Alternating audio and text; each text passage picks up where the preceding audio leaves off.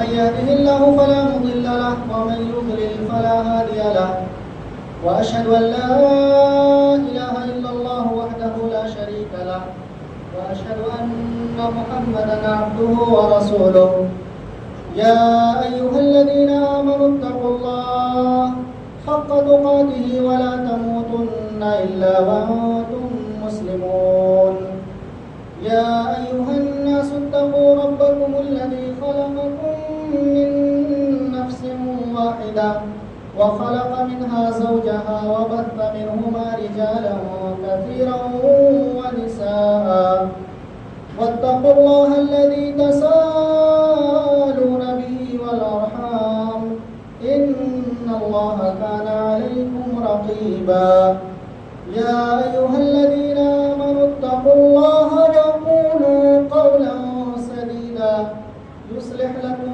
أعمالكم ويغفر لكم ذنوبكم ومن يطع الله ورسوله فقد فاز فوزا عظيما أما بعد فإن خير الحديث كتاب الله وخير الهدي هدي محمد صلى الله عليه وسلم وشر الأمور محدثاتها وكل محدثة بدعة وكل بدعة ضلالة وكل ضلالة في النار أعوذ بالله من السميع العليم من الشيطان الرجيم من همزه ونفخه ونفسه بسم الله الرحمن الرحيم والتين والزيتون وطور سينين وهذا البلد الأمين. حاضرین صلاۃ جمعہ، بزرگوں، دوستوں، نوجوانوں اور پردہ نشین اسلامی ماں و بہنوں، اللہ رب العزت کا بے حد فضل و کرم ہے کہ اس نے ہمیں اور آپ کو جمعہ کی مناسبت سے آج اپنے گھر میں جمع ہونے کا موقع عنایت فرمایا ہے۔ درود و سلام نازل ہو تمام انبیاء اور تمام رسولوں پر، خصوصاً آخری نبی تاجدار مدینہ احمد مجتبی محمد مصطفیٰ صلی اللہ علیہ وآلہ وصحبہ اجمعین۔ محترم حضرات، آپ کے سامنے آج خطبے کا جو موضوع ہوگا وہ موضوع ہے ابراہیم علیہ السلام اور ان کی فیملی ایک ریگستان میں، ایک صحرا میں۔ آپ سب کو یہ بات معلوم ہے اور ہر مسلمان اس بات کو صحیح طور پر جانتا ہے کہ ابراہیم علیہ السلام ایک بہت بڑے نبی گزرے ہیں۔ ابراہیم علیہ السلام کی مختلف آزمائشیں اللہ رب العزت نے کی اور ہر آزمائش میں ابراہیم علیہ السلام کھرا اترے، کامیاب ہوئے، جس کی پاداش میں، جس کے نتیجے میں اللہ رب العزت نے ابراہیم علیہ السلام کو اپنا خلیل بنایا، اپنا دوست بنایا، اور اسی لیے ہم ابراہیم علیہ السلام کے نام کے بعد ابراہیم خلیل اللہ کہتے ہیں، یعنی ایسا ابراہیم جو اللہ کے دوست ہیں۔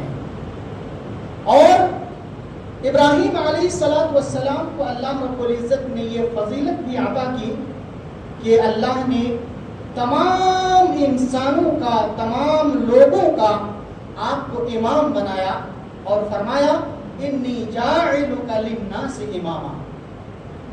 ابراہیم علیہ السلام کی بہت ساری خصوصیات ہیں، بہت ساری آزمائشوں میں ابراہیم علیہ السلام تپائے گئے اور ابراہیم علیہ السلام کندن بنے۔ لیکن میں آپ کے سامنے جس آزمائش کا ذکر کرنا چاہ رہا ہوں وہ آزمائش ابراہیم علیہ السلام کی زندگی میں اور آپ کی فیملی کی زندگی میں ایک انوکھی آزمائش تھی اور ایک منفرد آزمائش تھی اور ایک منفرد امتحان تھا، الگ طرح کا امتحان تھا۔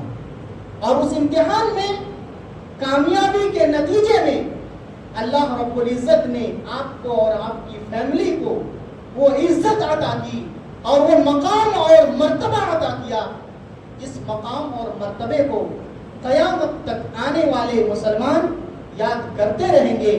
یہ اللہ رب العزت کا وعدہ ہے. آج اسی واقعے کو آپ کے سامنے میں رکھ کر کے انشاءاللہ اس سے جو کچھ سبق ہیں, کچھ دروس ہیں, ان دروس کو بھی, عبرت کی چیزوں کو بھی آپ کے سامنے بیان کروں گا. واقعہ چونکہ سب کو معلوم ہے اس لیے مختصر طور پر میں چیزوں کو بیان کروں گا.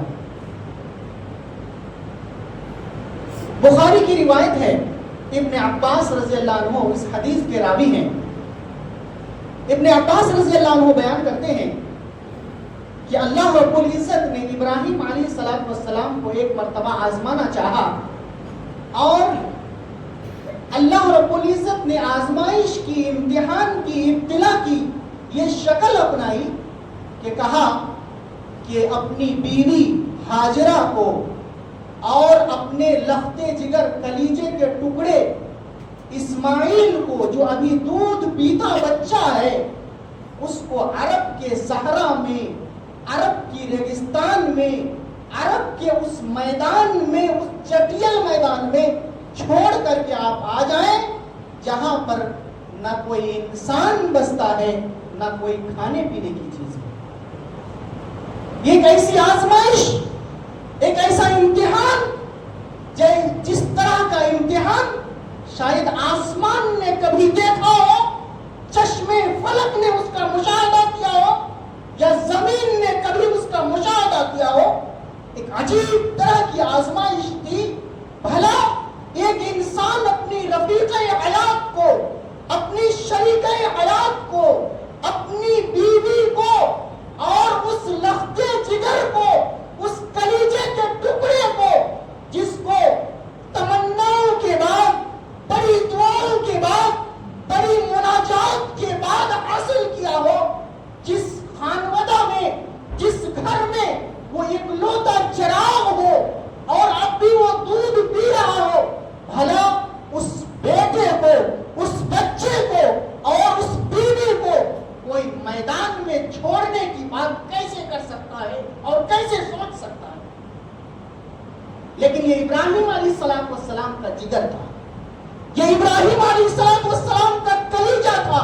عام انسان, ہم اور آپ تو یہ سوچ ہی نہیں سکتے, لیکن ابراہیم جو امتحانوں کی بھٹی میں تپ کر کے کندن بن چکا ہو, اس ابراہیم کے حوصلے کی بات ہے, اس ابراہیم علیہ السلام کے جگر کی بات ہے, کلیجے کی بات ہے, ہمت کی بات ہے کہ ابراہیم علیہ السلام اس آزمائش کو پورا کرنے کے لیے, اس آزمائش میں کھڑا اترنے کے لیے تیار ہو جاتے اور اپنی رفیق حیات ہاجرہ کو اور اپنے ننھے منھے دودھ پیتے بچے اسماعیل کو چھوڑنے کے لیے اس میدان میں, اس صحرا میں تیار ہو جاتا.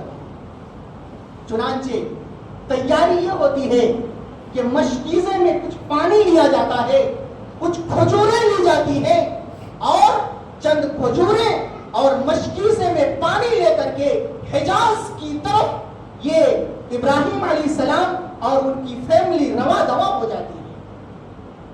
یہ فیملی وہاں پہنچتی ہے.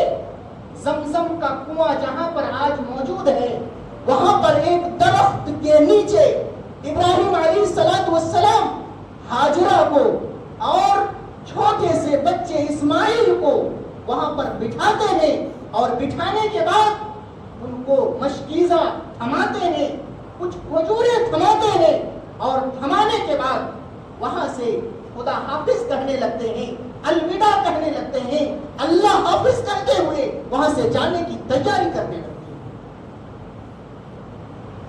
ذرا اس واقعے کو ہم مسلمانوں کو جذبات کے ساتھ, محبت کے ساتھ اور اس دکھ بھری کہانی کو, اس درد بھری کہانی کو, اس المناک واقعے کو اسی جذبے کے ساتھ سننا ہے, تب جا کر کے ہمیں لگے گا کہ کتنی بڑی آزمائش تھی. ابراہیم جانے کے لیے تیار ہو جاتے ہیں. یہاں ہاجرہ کی حالت یہ ہے, حیران ہے, پریشان ہے, حیرانی کے عالم میں ہے، سمجھ میں کچھ نہیں آ رہا ہے، اور سمجھ میں کیا ہے؟ کیا کوئی عورت، کوئی بیوی یا کوئی انسان یہ سوچ سکتا ہے کہ اس کا شوہر ایک چچیل میدان میں، ایک صحرا میں، ایک ننھے سے بچے کے ساتھ اسے چھوڑ کر کے وہاں سے چلا جائے؟ یہ تصور کیسے کیا جا سکتا؟ یہ کیسے سوچا جا سکتا ہے؟ چنانچہ ہاجرہ حیران ہوئی، اور حیران ہونے کی بات بھی تھی۔ ابن عباس رضی اللہ عنہ بیان کرتے ہیں کہ ہاجرہ نے ابراہیم علیہ السلام کا پیچھا کیا، فتبعته ہاجرہ، ہاجرہ نے ابراہیم کا پیچھا کیا، اور پیچھا کرتے ہوئے سوال کرنے لگی، یا ابراہیم این تذهب وتتركنا بهذا الوادي الذي ليس فيه انس ولا شيء؟ اے سرتاج من، اے شوہر نامدار، اے ابراہیم، آپ ہمیں چھوڑ کر کے کہاں جا رہے ہیں؟ آپ ہمیں چھوڑ کر کے کہاں جا رہے ہیں؟ ایسی وادی میں جہاں کوئی انسان نہیں ہے، جہاں کھانے پینے کی کوئی چیز نہیں۔ اگر انسان ہو، پہلے سے انسان اگر موجود ہو تو انسانوں کے ساتھ رہا جا سکتا ہے، چلو انسان اگر نہ بھی ہو، کھانے پینے کی چیز ہو، تب بھی گزارا کیا جا سکتا ہے۔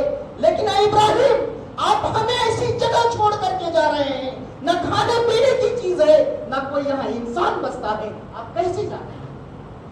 ذرا بتائیے، ایسے موقع پر ابراہیم علیہ السلام کیا جواب دیتے؟ کوئی جواب بن پڑے گا کسی انسان سے؟ کوئی ایسا خوبصورت جملہ کوئی انسان لا سکتا ہے؟ کوئی ایسا خوبصورت اور تسلی کے لیے انسان لفظ لا سکتا ہے جس لفظ کو سننے کے بعد سامنے والے کو یقین آ جائے، سامنے والے کو صبر آ جائے، سامنے والے کو بھروسہ آ جائے؟ ظاہر سی بات ہے، دنیا میں اور دنیا کی ڈکشنری میں کوئی ایسا لفظ نہیں ہے، کوئی ایسا جملہ نہیں ہے۔ چنانچہ اس درد بھرے سوال کے جواب میں ابراہیم علیہ السلام سے کچھ بن نہیں پڑتا ہے۔ ابراہیم علیہ السلام ایسے ہی خاموش ہے جیسے زبان پہ تالا لگ گیا ہو۔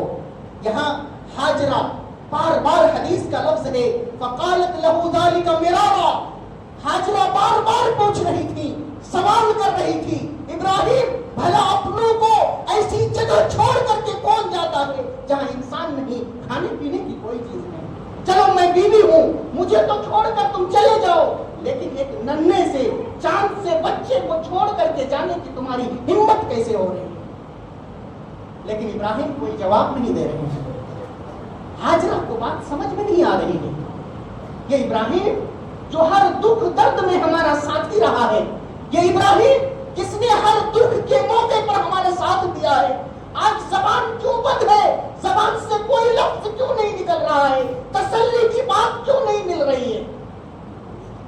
دماغ میں ایک بات آئی، ذہن میں ایک بات آئی، نبی کی بیوی تھی، نبی والی سوچ تھی، سوچا کہیں ایسا تو نہیں ہو سکتا ہے کہ ان کا رب، ان کا دوست رب ان کو کہیں آزمانا تو نہیں چاہ رہا ہے، کہیں آزمانا تو نہیں چاہ رہا ہے، کہیں نئی آزمائش تو یہ نہیں ہے؟ بات سمجھ میں آئی، اور ہاجرہ نے ابراہیم علیہ السلام سے سوال کیا، اللہ امرک بہذا، سوال یہ کیا، اے ابراہیم آپ جو ہمیں اس طرح چھوڑ کر کے جا رہے ہیں، یہ اللہ کا تو حکم نہیں ہے؟ کیا اللہ نے آپ کو یہ حکم تو نہیں دیا ہے؟ کیا یہ اللہ کی طرف سے آزمائش تو نہیں ہے؟ اب ابراہیم علیہ السلام اب بول پڑتے ہیں، زبان کا تالا اب کھل جاتا ہے اور بول پڑتے ہیں، نام، ہاں یہ اللہ کا حکم ہے، اور اللہ کے حکم کی تعمیل میں تجھے اور اپنے ننھے سے بیٹے کو، دودھ پیتے ہوئے بچے کو اس صحرا میں، اس چچیل میدان میں چھوڑ کر کے جاؤں۔ یہ میری مرضی نہیں ہے، یہ اللہ کی مرضی ہے، یہ اللہ کا حکم ہے، اور میں اللہ کے حکم کی تعمیل میں ایسا کر رہا ہوں۔ ہاجرہ جو نبی کی بیوی ہے، نبی کی بیوی سے جس طرح کا جواب ملنا چاہیے اسی طرح کا جواب بھی ابراہیم علیہ السلام کو ملتا ہے، اور جواب دیتی ہے ہاجرہ، اذن لا یضیعنا، اے ابراہیم اگر بات رب کی ہے، رب کا حکم ہے، تو آپ شوق سے چلے جائیے، وہ رب ہمیں ضائع نہیں کرے گا، وہ ہمیں برباد نہیں کرے گا۔ فانوس بن کے جس کی حفاظت ہوا کرے، فانوس بن کے جس کی حفاظت ہوا کرے، وہ شمع کیا بجھے جسے روشن خدا کرے۔ اللہ کا اگر حکم ہے، اللہ پر ہمیں بھروسہ ہے، اللہ نے اگر یہ حکم دیا ہے تو اللہ ہماری حفاظت کرے۔ ذرا بتائیے ایک ایسا پیارا جواب تھا، اس جواب کے اندر کتنا بھروسہ تھا، کتنا توکل تھا اور کتنا اللہ پر یقین تھا۔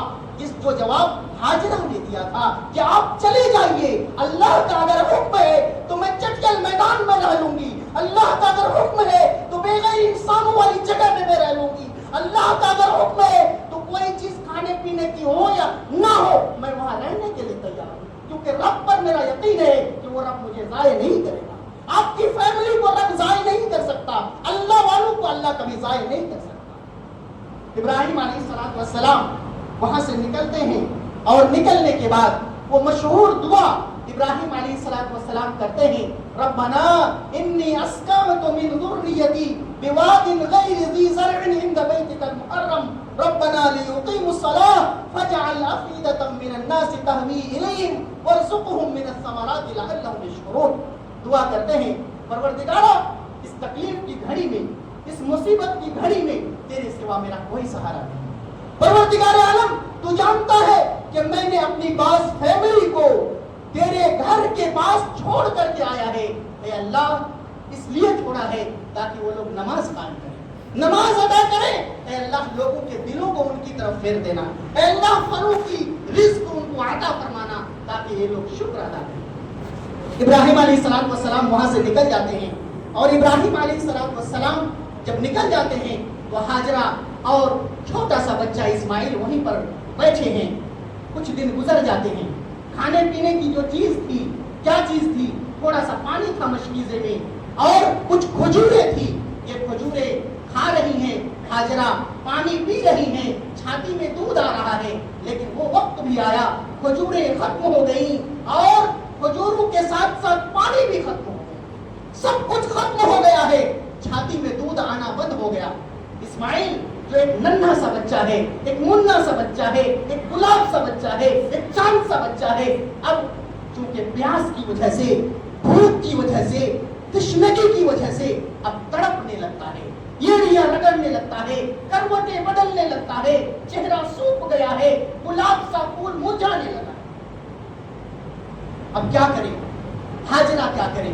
نہ کوئی انسان ہے جو اس سے مدد طلب کی جائے، نہ کھانے پینے کی چیز ہے کہ کھا کر کے دودھ چھاتی میں لایا جائے، کوئی طریقہ تو ہے ہی نہیں۔ لیکن اللہ پر بھروسہ کا مطلب یہ نہیں ہوتا ہے کہ انسان ہاتھ پر ہاتھ دھرے بیٹھ جائے، اللہ پر توکل کا مطلب یہ نہیں ہوتا ہے کہ انسان اسباب کو نہ اپنائے۔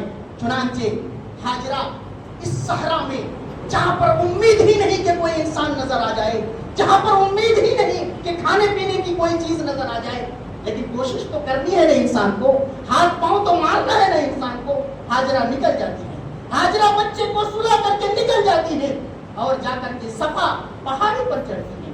صفا پہاڑی پر چڑھ کر کے چاروں طرف نظر دوڑاتی ہے کہ کوئی ملے تو اس سے کچھ مدد طلب کی جائے، کوئی نظر نہیں آتا۔ وہاں سے مروہ کی طرف جاتی ہے، مروہ پر بھی چاروں طرف نظر دوڑاتی ہے، وہاں بھی کوئی نہیں ملتا۔ صفا، صفا سے مروہ، مروہ سے صفا، صفا، صفا سے مروہ، ایک دو نہیں 7 چکر لگاتی ہے، 7 دوڑ لگاتی ہے۔ میرے نبی جناب محمد رسول اللہ صلی اللہ علیہ وسلم بیان کرتے ہیں یہی وہ چکر ہے۔ اللہ رب العزت کو یہ چکر، یہ دوڑنا، ہاجرہ کا یہ 7 مرتبہ چکر لگانا رب کو اتنا پسند آتا ہے، اتنا پسند آتا ہے۔ فذلک السعی الناس بینہما، آج حج اور عمرے میں، آج حج اور عمرے میں جو لوگ بھی سعی کرتے ہیں، 7 چکر لگاتے ہیں، یہ اسی ہاجرہ کی یاد کو تازہ کرتے ہیں۔ اور نہ صرف یہ کہ یاد کو تازہ کرتے ہیں بلکہ قیامت تک کے مسلمانوں کے لیے حج اور عمرے کا اسے رکن قرار دیا جاتا ہے کہ صفا اور مروہ کا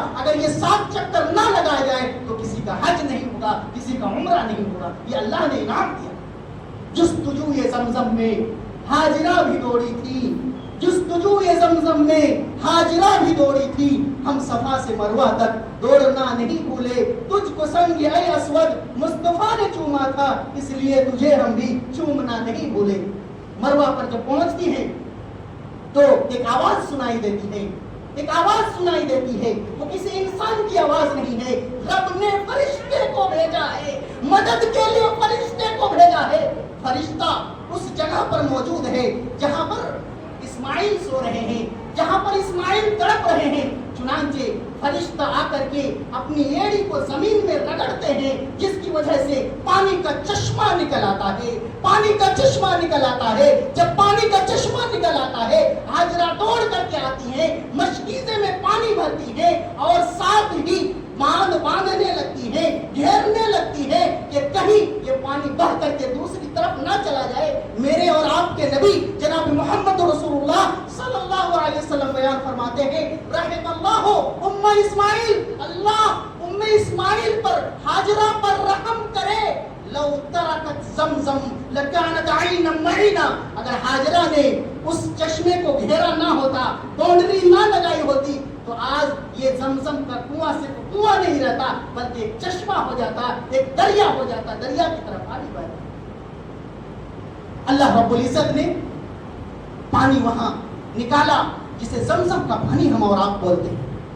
فرشتہ وہاں پر ہاجرہ کو یہ کہتے ہوئے، تسلی دیتے ہوئے چلے جاتے ہیں، کہتے ہیں کہ انہا ہونا بیت اللہ یبنی ھذا الغلام و ابوہ، کہتے ہیں لا تخاف الضیاع، تم لوگ ڈرو نہیں، تم لوگ ہلاکت و بربادی کا خوف نہ کرو۔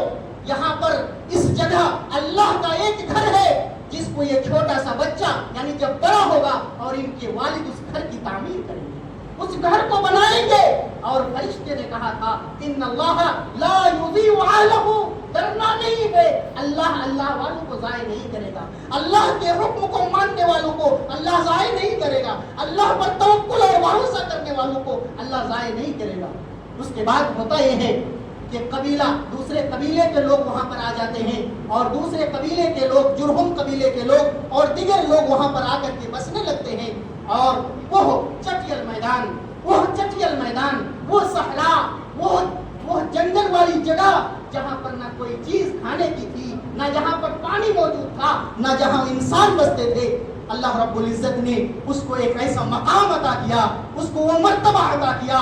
ابراہیم کی قربانی، ہاجرہ کی قربانی، اسماعیل کی قربانی کے بدلے اللہ نے وہ انعام عطا کیا کہ آج اس بستی کو صرف بستی ہی نہیں کہتے بلکہ رب نے قرآن میں اسے ام القریٰ کہا کہ یہ صرف ایک بستی نہیں ہے بلکہ یہ گاؤں کی ماں ہے۔ اس بستی کو یہ اعزاز بھی ملا کہ سب سے پہلا اللہ کا گھر اسی شہر میں بنا، سب سے پہلا گھر اسی شہر میں بنا، وہ خانہ کعبہ، جس کے لیے ہم اور مسلمان، ہم اور آپ ہمیشہ یہ خواب دیکھتے ہیں، ہمیشہ یہ تمنا کرتے ہیں، یہ آرزو کرتے ہیں کہ کاش ایک مرتبہ ہمیں خانہ کعبہ کا دیدار ہو جاتا، خانہ کعبہ ایک مرتبہ دیکھ لیتے، ہمیں عمرہ نصیب ہو جاتا، ہمیں حج نصیب ہو جاتا۔ وہاں کی چمک کو دیکھ کر، وہاں کی دمک کو دیکھ کر، وہاں کے منظر کو دیکھ کر، وہاں کی خوبصورتی کو دیکھ کر شاعر کہتا ہے کعبے پہ پڑی جب پہلی نظر دنیا کیا چیز ہے بھول گیا۔ یہ منظر جو آپ دیکھ رہے ہیں، آپ نے دیکھا ہوگا، بہت سارے لوگوں نے دیکھا ہوگا، ذرا بتائیے یہ منظر اور یہ یادگار چیزیں، یہ خوبصورت چیزیں ایسے نہیں آ گئی بلکہ ابراہیم کی قربانی، اسماعیل کی قربانی اور ہاجرہ کی قربانیوں کا یہ نتیجہ ہے۔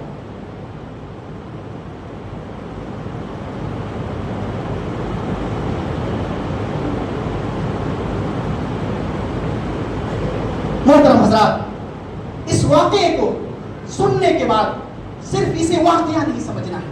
میں نے کہا یہ بخاری کی حدیث ہے، بخاری کا یہ واقعہ ہے۔ اس واقعے کو سننے کے بعد ہم مسلمانوں کو کیا نصیحت ملتی ہے، ہمیں کیا درس لینا چاہیے، ہمیں کیا سبق لینا چاہیے، یہ بڑی اہم چیز ہے، یہ بڑی اہم چیز ہے۔ آئیے ہم پوائنٹ ٹو پوائنٹ چند اسباب کو، چند نصیحتوں کو، چند عبرتوں کو آپ کے سامنے رکھتے ہیں، جس میں میرے لیے، آپ کے لیے، تمام مسلمانوں کے لیے نصیحت ہے اور اس پر عمل کرنے والی بات ہے۔ سب سے پہلی چیز اس واقعے سے جو ہمیں اور آپ کو سمجھ میں آتی ہے وہ یہ چیز ہے کہ اللہ رب العزت کا حکم جب آ جائے، اللہ رب العزت کا حکم جب انسان کو مل جائے، ایک مومن کو مل جائے، تو ہر طرح کے شکوے اور شکایات دور ہو جانے چاہیے۔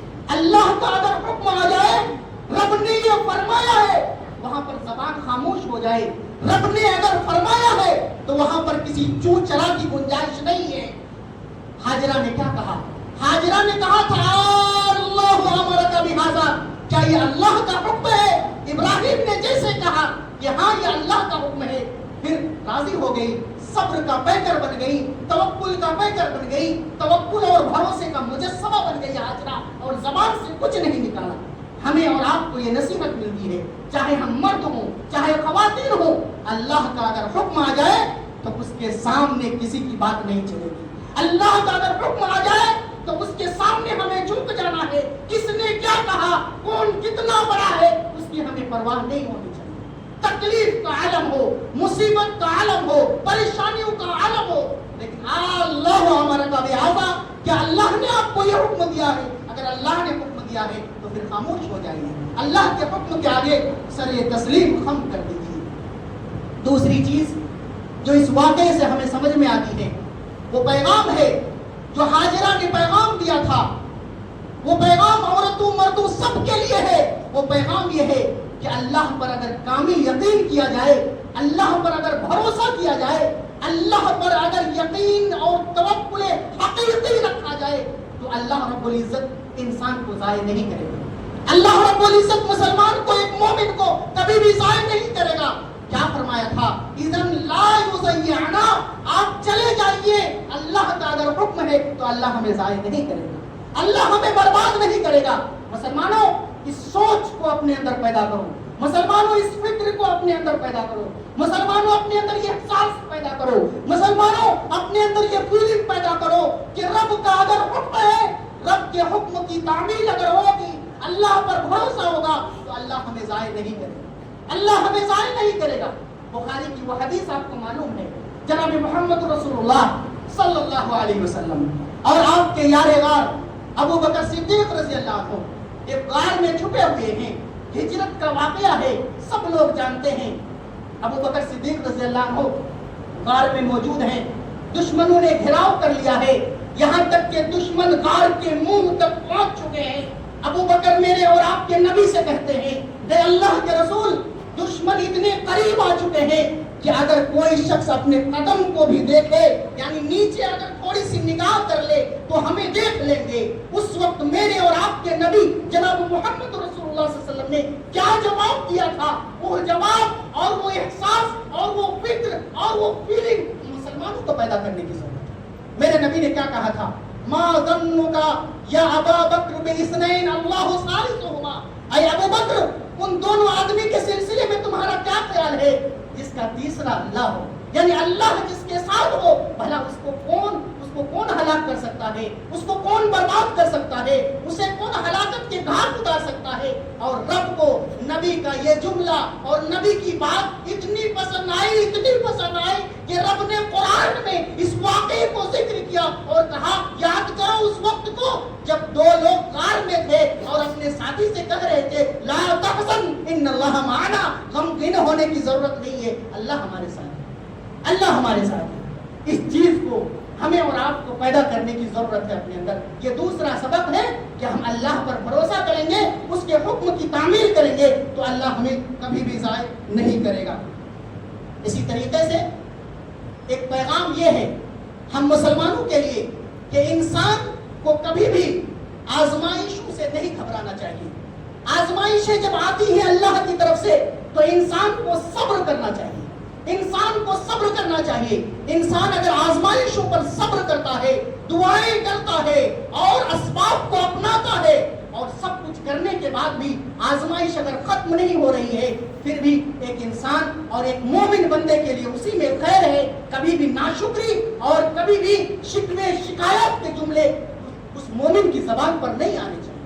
ایک مومن کا یہ عقیدہ ہونا چاہیے، ایک مومن کی یہ سوچ ہونی چاہیے۔ میں یہ کہہ رہا تھا آزمائش جتنی بڑی ہوتی ہے اللہ رب العزت اتنا بڑا انعام بھی بندے کو عطا کرتا ہے، چاہے وہ انعام دنیا میں مل جائے یا آخرت میں ملے، لیکن اللہ تعالیٰ جتنی بڑی آزمائش اتنی ہی بڑا انعام اللہ دیتا ہے۔ اس واقعے پر ذرا غور کریں، کتنی بڑی آزمائش تھی، اتنی بڑی آزمائش کہ دنیا نے کبھی ایسی آزمائش دیکھی نہ ہوگی۔ لیکن اللہ رب العزت نے اس آزمائش میں کھڑا اترنے کی وجہ سے ابراہیم کو اور ان کی فیملی کو کتنا بڑا انعام دیا. اللہ نے اسی وقت 2 انعام دیا ہاجرہ کو, اسماعیل کو, بلکہ کہہ لیجیے ابراہیم کی فیملی کو. پہلا انعام یہ دیا کہ جس جگہ پر ہاجرہ کے قدم پڑے تھے, جس جگہ پر ہاجرہ کے قدم پڑے تھے, جس جگہ میں ہاجرہ نے چکر لگایا تھا, اس دو جگہ کو, ان 2 جگہوں کو, صفا اور مروہ کو اللہ رب العزت نے قرآن میں ذکر کر دیا. ان الصفا والمروہ من شعائر اللہ. اللہ نے ان 2 پہاڑوں کو, صفا اور مروہ کو اللہ کی نشانی قرار دے دی. اللہ کی نشانی قرار دے دی. یہ کتنی بڑی چیز تھی. اور یہ وعدہ بھی, اور یہ صرف دوڑنا نہیں رہا, اس یاد کو یاد تازہ کرنا نہیں رہا, بلکہ انسان خوشی میں ہو چاہے غمی کے عالم میں ہو, کسی بھی صورت میں حج کرنے جاتا ہے, عمرہ کرنے جاتا ہے, تو اسے یہ دوڑ لگانی ہے, 7 چکر لگانا ہے, ورنہ حج نہیں ہوگا, عمرہ نہیں ہوگا. یہ کتنا بڑا اعزاز اور کتنا بڑا انعام اللہ نے ہاجرہ کو اور اسماعیل کو یا ابراہیم کی فیملی کو عطا. دوسرا انعام جو اللہ رب العزت نے عطا کیا, وہ انعام کیا تھا؟ وہ انعام یہ تھا کہ اللہ رب العزت نے زمزم نکال دیا, ایسا پانی نکال دیا جس پانی کے بارے میں میرے اور آپ کے نبی نے اتنی فضیلت بیان کی, اس کو یہ تمغہ عطا کیا کہ فرمایا خیر ماء علی وجہ الارض ماء زمزم. دنیا میں سب سے بہترین پانی کوئی اگر ہے تو وہ مائع زمزم, وہ زمزم کا پانی ہے. آج سعودی میں رہنے والے, آج کوئی حج کرنے والے, کوئی عمرہ کرنے والے, اگر سعودی سے کتنا بھی سامان, لاکھوں روپے کا سامان خرید کر کے لے آ جائے گھر کے لیے, لیکن اس کے پاس اگر زمزم کا گفٹ نہیں ہے, زمزم کا تحفہ نہیں ہے, تو لوگ کہیں گے تم نے زمزم نہیں لایا. ساری چیزیں, سارے ہدایے, لگتا ہے کہ کچھ بھی نہیں زمزم کے آگے. سب سے اچھا تحفہ, سب سے اچھا گفٹ اگر کسی کے لیے ہے تو کون سا ہے؟ وہ زمزم کا پانی ہے. اللہ نے یہ دوسرا انعام عطا کیا. اور اللہ رب العزت نے اس آزمائش میں اترنے کی وجہ سے کون سی خوشخبری دی؟ خوشخبری یہ دی, وہ بھی فرشتے کی زبانی خوشخبری دی کہ یہاں پر اللہ کا ایک گھر ہے جس کا نام و نشان تو اب مٹ چکا ہے, لیکن یہ چھوٹا سا بچہ اور اسی طریقے سے ان کے ابو اس گھر کو بنائیں گے. چنانچہ ابراہیم نے اور اسماعیل نے خانہ کعبہ کو تعمیر کیا, جیسا کہ قرآن مجید کے اندر اس چیز کا ذکر ہے اور آپ اور ہم جانتے ہیں. تو معلوم کیا ہوا, جتنی بڑی آزمائش ہوتی ہے اللہ اتنا بڑا انسان کو انعام بھی عطا کرتا ہے. اس لیے ایک مومن کو آزمائش میں کبھی بھی صبر کا دامن نہیں چھوڑنا چاہیے, بلکہ اللہ رب العزت سے دعا کے ساتھ ساتھ اسباب اپنانے کے ساتھ یہ یاد رکھنا چاہیے کہ اس آزمائش میں ہمارے لیے کوئی خیر ہے, چاہے وہ دنیا میں خیر ہو چاہے آخرت میں خیر ہو, ہمیں ہر موقع پر صبر کرنا ہے. ایک آخری بات بیان کر کے میں اپنی بات کو ختم کروں گا. وہ بات یہ ہے کہ اس واقعے کو سننے کے بعد, اس واقعے کو سننے اور سمجھنے کے بعد ہمارے اور آپ میں سے ہر ایک کے دل میں یہ شوق تو ضرور جاگا ہوگا. کسی کے اندر اگر ادنا بھی ایمان ہے تو یہ شوق اور یہ تمنا اور یہ آرزو تو ضرور ہو رہی ہوگی کہ ہم بھی خانہ کعبہ کا دیدار کریں, ہم بھی اس بستی کو جا کر کے دیکھیں جس بستی میں اسماعیل نے, ہاجرہ نے اور ابراہیم علیہ السلام نے اتنی بڑی آزمائش کو جھیلا تھا, اور جہاں پر اتنی ساری خوشیاں بعد میں اللہ رب العزت نے عطا کی. خانہ کعبہ بنا اور پھر حج اور عمرے کے بہت ساری چیزیں وہاں پر موجود ہیں. ہم سب کی یہ تمنا ہو رہی ہوگی اور ہر شخص یہ شوق پال رہا ہوگا. اس لیے آخر میں یہ ضرور دعا کر کے اٹھیں کہ پروردگار عالم, جس گھر کی تو نے فضیلت بیان کی ہے, جس گھر کی تو نے قسم کھائی ہے, والتین والزیتون وطور سینین وہذا البلد الامین, جس گھر کی تو نے قسم کھائی ہے, پروردگار عالم اس گھر کے دیدار کی توفیق ہمیں عطا فرمانا, اس گھر کے دیدار کی توفیق ہمیں عطا فرمانا. صفا مروہ کے سعی کی ہمیں یاد کو تازہ کرنے کی تو توفیق عطا فرمانا. پروردگار عالم زندگی میں جتنی بھی تکالیف ہو, پریشانیاں ہو, لیکن ان تمام تکالیف اور پریشانیوں کے بعد ہمیں اس وقت خوشی نصیب ہوگی جب ہم تیرے گھر کا دیدار کریں گے, حج یا عمرے کی سعادت سے سرفراز ہوں گے. پروردگار عالم ہماری ان تمام تکلیفوں کو, تمام پریشانیوں کو کو دور کرتے ہوئے ہمیں ایک مرتبہ زندگی میں کم سے کم اس گھر کے دیدار کرنے کی توفیق عطا فرما. زندگی میں ہمیں ایک مرتبہ حج یا عمرے کی سعادت نصیب فرمانا. پروردگار عالم جب تک ہم زندہ رہیں, ایمان اور اسلام کی حالت میں زندہ رہیں, جب ہماری وفات ہو تو ایمان کی حالت میں ہو. اللہ جو ہم میں بیمار ہیں اللہ تم کو شفا عطا فرما. جو مر چکے ہیں رشتہ داروں میں سے اللہ ان کو عذاب قبر سے بچا, ان کی قبروں کو تو منور فرما. اقول قولی ھذا واستغفر اللہ لی ولکم ولسائر المسلمین فاستغفروہ انہ هو الغفور الرحیم. کھڑے ہو.